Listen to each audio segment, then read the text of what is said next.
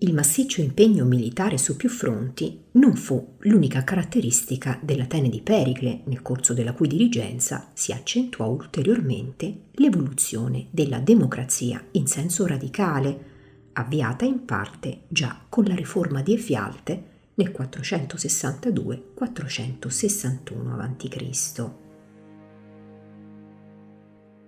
Un nuovo passo in avanti a tal proposito lo si riscontra all'interno di una riforma che interessò l'Arcontato. A partire dal 457 a.C., l'antica magistratura e di conseguenza anche il Consiglio dell'Areopago stesso divenne accessibile anche ad esponenti della terza classe soloniana, ovvero gli Zeugiti, cessando così di essere monopolio esclusivo dei soli membri del ceto aristocratico. Nello stesso anno venne anche portata a termine la costruzione delle lunghe mura, un grande circuito murario che, unendo la città ai due porti, rispettivamente del Pireo e del Falero, si rivelò altamente funzionale allo scopo di rafforzare la supremazia di Atene sul mare e il legame tra la polis e la sua flotta da guerra, in cui erano i ceti meno abbienti a svolgere ora un ruolo di grande rilievo. Proprio nel 457 a.C., infatti, così come si apprende dallo storico Tucidide, oscure manovre allo scopo di rovesciare il regime democratico vennero ordite.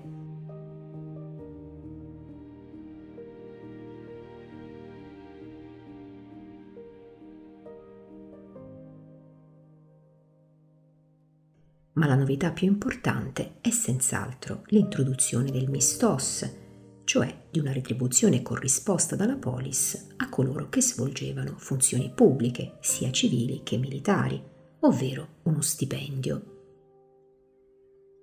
Artefice, nella seconda metà degli anni 50 del V secolo a.C., ne fu lo stesso Pericle, indotto a quanto pare dal desiderio di competere in popolarità con il più ricco Cimone, che abilmente sfruttava il suo cospicuo patrimonio privato per accattivarsi il favore del popolo.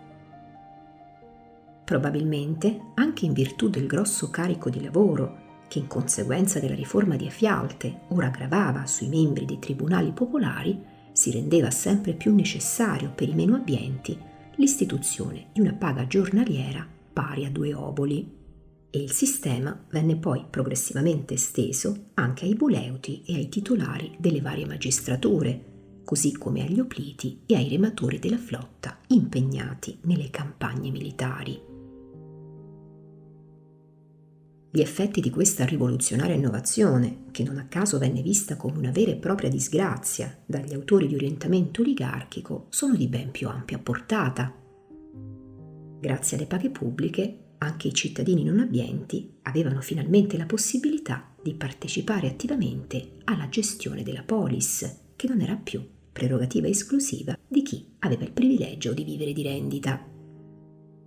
I ceti subalterni, dunque, si ritrovarono così a disporre di una fonte di reddito che, per quanto modesta, comunque assicurava loro la sussistenza e soprattutto li ricompensava del tempo sottratto alle attività lavorative.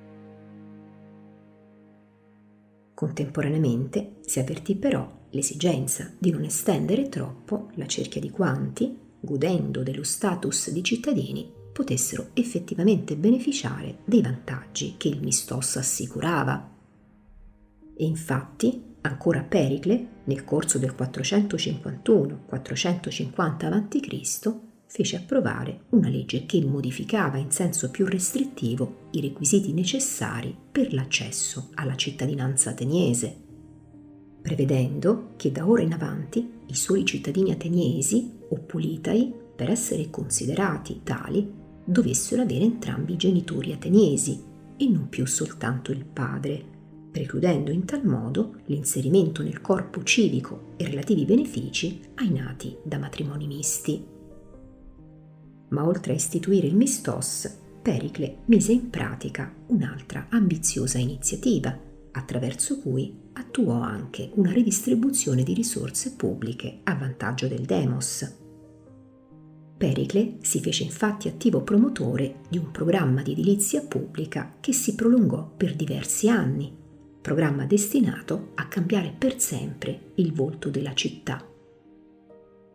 Interessata in modo particolare da questo provvedimento fu la parte alta della città, ovvero l'Acropoli, che sotto la direzione di uno strettissimo collaboratore di Pericle, lo scultore Fidia, andò incontro ad una completa ristrutturazione e venne altresì arricchita da un ingresso monumentale, i propilei e soprattutto dal grandioso Partenone dedicato alla dea Atena Partenos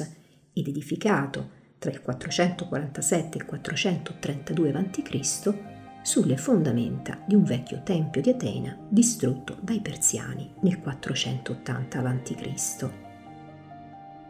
I vantaggi per il demos non furono di poco conto.